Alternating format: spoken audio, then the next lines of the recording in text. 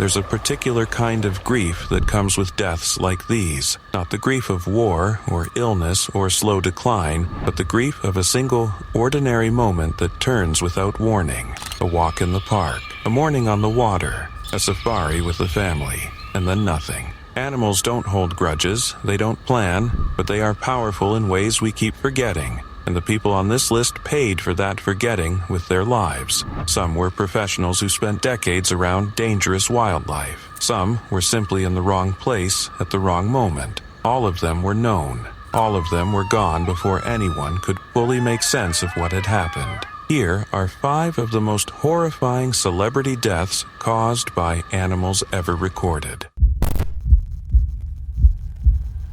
Katmai National Park, Alaska. A cold, gray autumn along the Alaskan coast, the kind of late-season quiet that settles in when most visitors have already gone home. Timothy Treadwell had spent 13 summers living among the coastal brown bears of Katmai. He wasn't a trained wildlife biologist. He was a self-taught enthusiast who had rebuilt his life around the bears after surviving a near-fatal heroin overdose in the late 1980s. He wrote a book about them. He founded an organization called Grizzly People. He appeared on The Late Show with David Letterman, where Letterman suggested, with an accuracy that would later feel haunting, that one day someone might read a headline about Treadwell being eaten by a bear. Treadwell laughed it off. He named the bears. He approached them closely enough to touch them. He filmed nearly 100 hours of footage over those 13 seasons, convinced he had developed something real with the animals, a kind of mutual trust that set him apart from ordinary observers. Park rangers saw it differently. They documented at least 6 violations over the years, including wildlife harassment and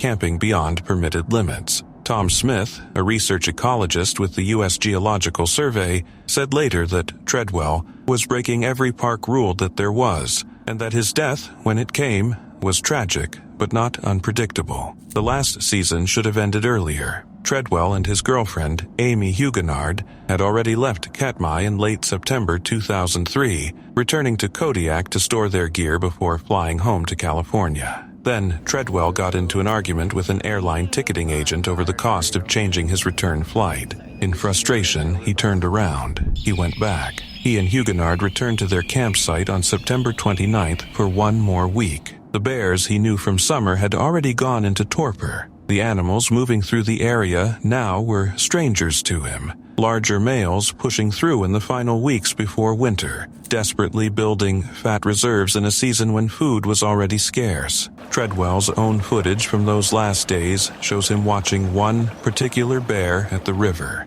noting that he didn't feel entirely comfortable around it. Werner Herzog, who later made the documentary Grizzly Man from Treadwell's footage, speculated that this was the bear that killed him. Around noon on October 5, 2003, Treadwell spoke by satellite phone with an associate in Malibu. He mentioned nothing wrong. The next morning, a float plane pilot arrived at the campsite to pick them up and found only a bear standing guard over what remained. The couple's remains were scattered across the site. Treadwell's head, a portion of his spine, and his right forearm were recovered some distance from the collapsed tents. Huguenard's partial remains were found nearby, partially buried in a mound of dirt and twigs, the way a bear caches food for later. A video camera had been recording. The lens cap was still on. 6 minutes of audio captured the attack from beginning to the moment the tape ran out. Treadwell can be heard screaming. Huguenard tells him to play dead. She attacks the bear comes back, the tape ends.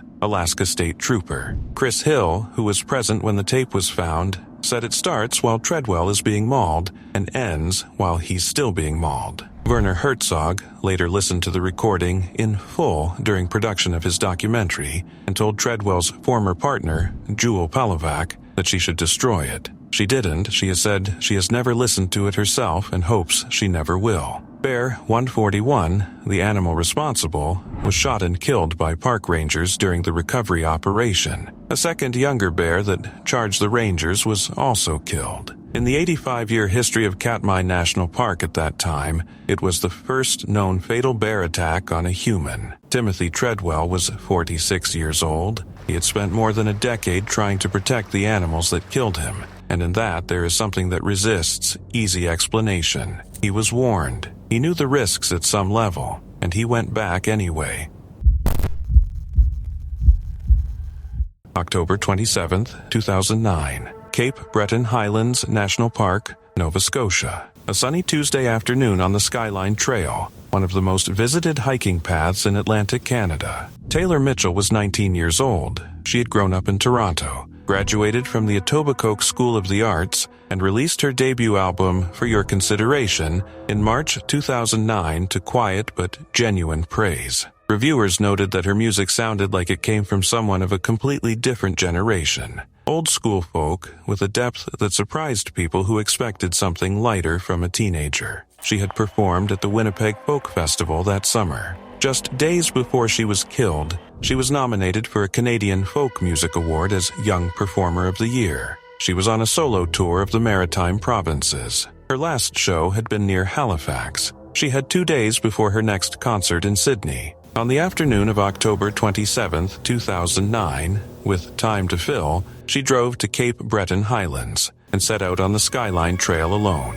At 2:45 in the afternoon, a couple heading in the opposite direction passed her near the trailhead. She seemed fine. She turned back shortly after, heading down the access road toward the parking area. What happened next was pieced together from the accounts of several hikers and a pair of photographs taken by a man named Mike. At 3:02, Mike and his companion encountered 2 coyotes walking directly toward them on the access road. They stepped aside. Mike photographed the animals before continuing to the parking lot. Brent Patterson, a wildlife researcher at Trent University, later examined those photos and noted that the coyotes showed an extraordinary lack of fear, with one displaying what he described as a dominant attitude toward humans. These were not animals behaving normally. 6 minutes after Mike and his companion reached the parking lot, they heard what they thought might be howling, or a young woman screaming in the distance. They reported it at a telephone box near the trailhead. A group of 4 other hikers, after hearing about the possible screams,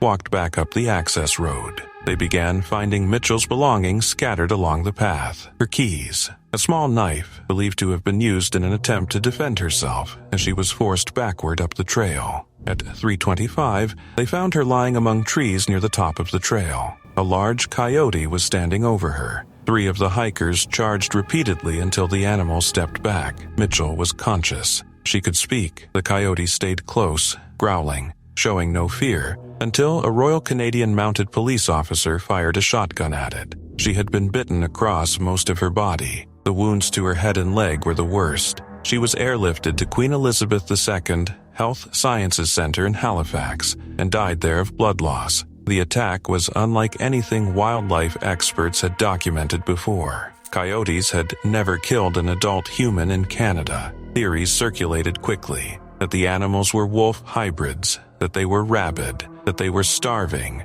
that Mitchell had accidentally triggered a predation response by running. None of those explanations held up under investigation. A 2022 study by wildlife ecologist Stan Gert at Ohio State University concluded that the coyotes had been surviving on moose rather than their usual smaller prey, and that this had reconditioned them to treat large targets as potential food sources. 3 of the coyotes killed in the weeks after the attack were forensically linked to Mitchell's death by her blood found on their coats. The large male, identified as the dominant animal in Mike's photographs, was also the one found standing over her. He was the last to be caught. Mitchell's mother issued a statement asking that the coyotes not be exterminated. She wrote that her daughter had told her clearly, "Please don't, this is their space." It was a reflection of who Taylor Mitchell was, and the last thing she would have wanted to become the story that followed her name. She was 19. She had just begun.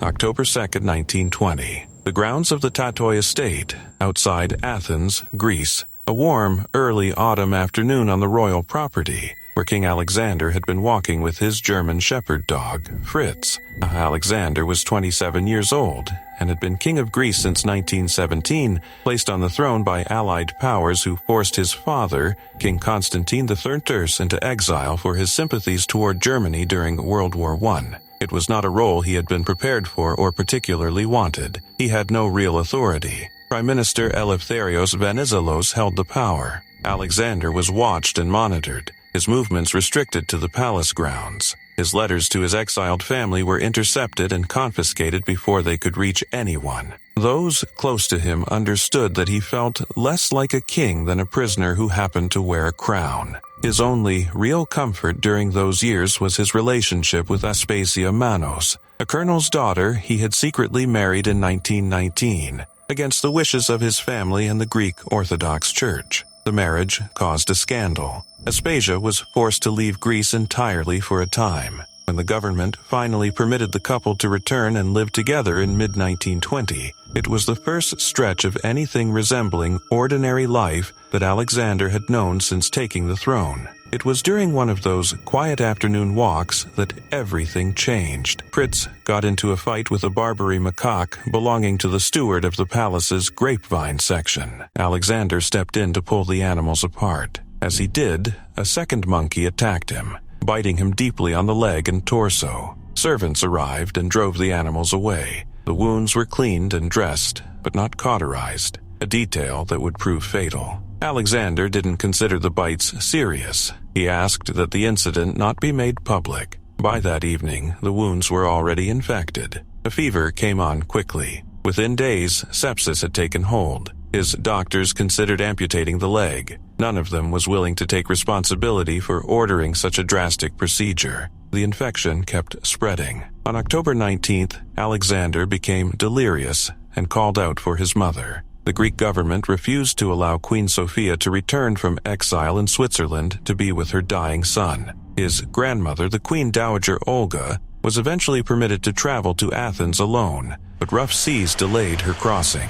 By the time she arrived, Alexander had already been gone for 12 hours. He died at just after 4 in the afternoon on October 25, 1920, 3 weeks and 3 days after a monkey bit him in the garden. His wife, Aspasia, was pregnant at the time. Their daughter, Alexandra, was born 5 months after his death and would go on to marry King Peter II of Yugoslavia. The political consequences were vast and, in some ways, still difficult to fully account for. Alexander's death destabilized the Venizelist government, triggered a general election, and ultimately brought his exiled father back to the Greek throne. The wars that followed under the restored king ended in catastrophic military and civilian losses for Greece in Anatolia. Winston Churchill, reflecting on the whole chain of events, wrote that it was perhaps no exaggeration to remark that 250,000 persons died of this monkey's bite. That figure may stretch the point,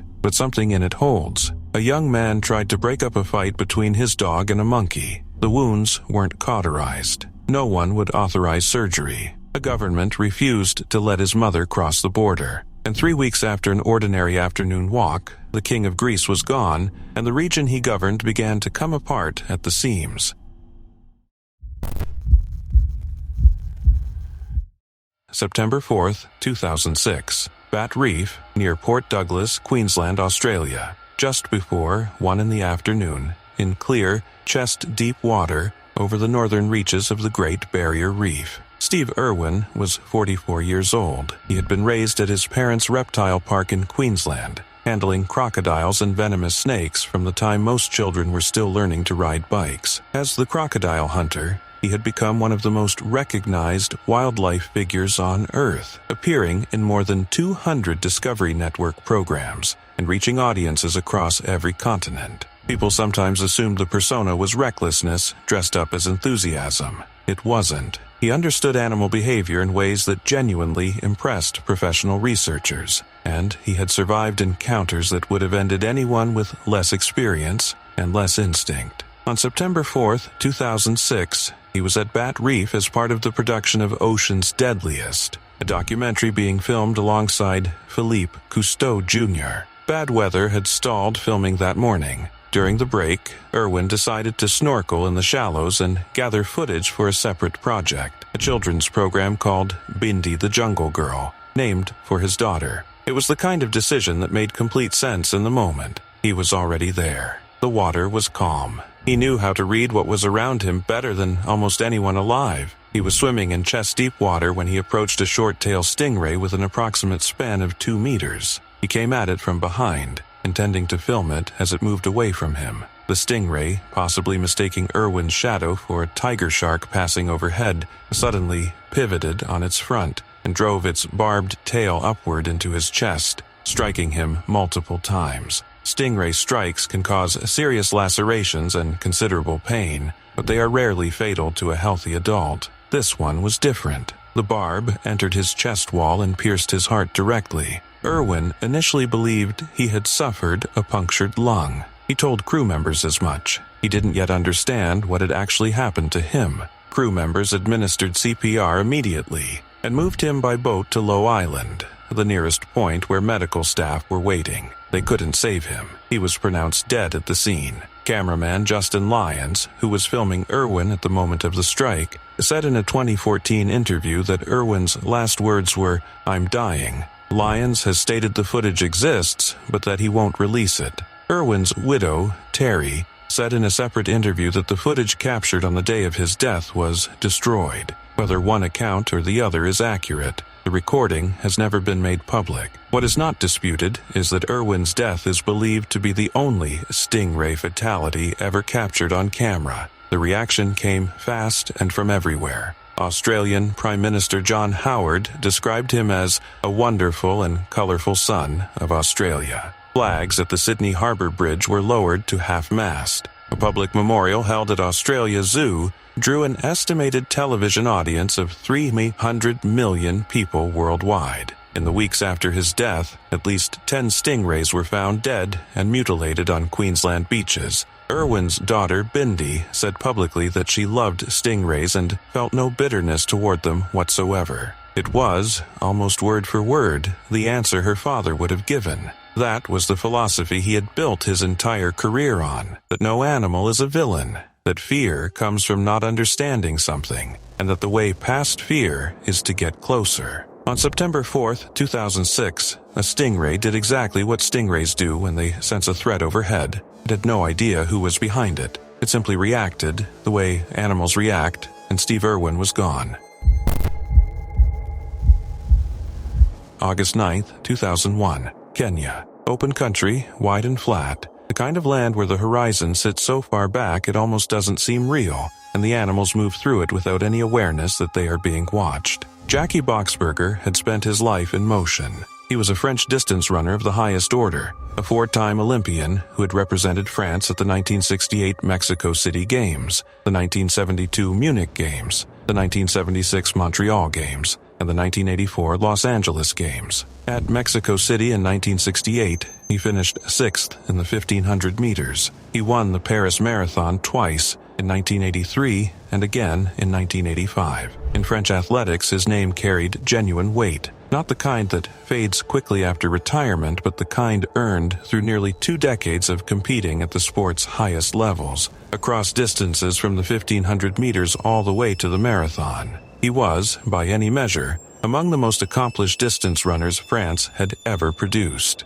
By August 2001, that career was long behind him. He was 52 years old, on holiday with his family in Kenya, doing what many people do when they travel to that part of the world, watching the animals, taking photographs, moving slowly through a landscape that doesn't ask anything of you except that you pay attention. He stopped to film an elephant. The elephant charged. What followed was over in seconds. The elephant lifted Boxberger with its trunk, threw him against a tree, and trampled him. He was killed on the spot, there in the open, while his family watched. There is a tendency, when describing elephant attacks, to underestimate what is actually happening. From a distance, an elephant looks deliberate, almost slow. That impression does not survive contact with the reality. Adult African elephants can weigh between 4 and 7 tons, and a charge covers ground faster than most people can register what is happening, let alone move out of the way. The force involved in being lifted, thrown, and then pinned under that weight is not something the human body is built to absorb.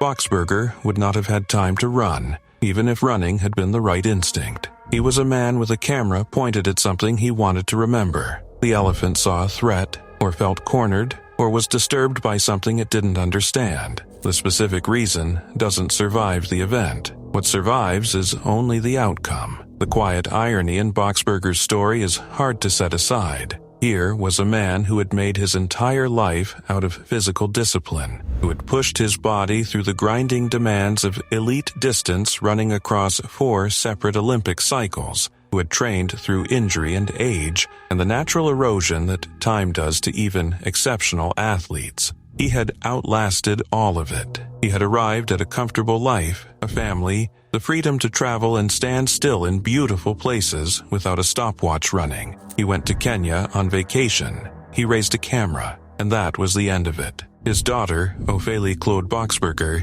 later became a French middle-distance runner in her own right, competing at the highest levels of European track and field. The legacy her father built continued through her, even though he never saw it. Jackie Boxberger spent a lifetime measuring himself against distance and time, against other runners and against his own limits. He died standing still, watching something cross his path. The elephant didn't know him. It didn't know his name or his medals or what he had given to the sport. It simply charged, the way elephants charge, and the man with the camera was gone. None of the animals on this list knew who they were killing. That may be the hardest part of all 5 of these stories to sit with. They were just being what they are, and that was enough.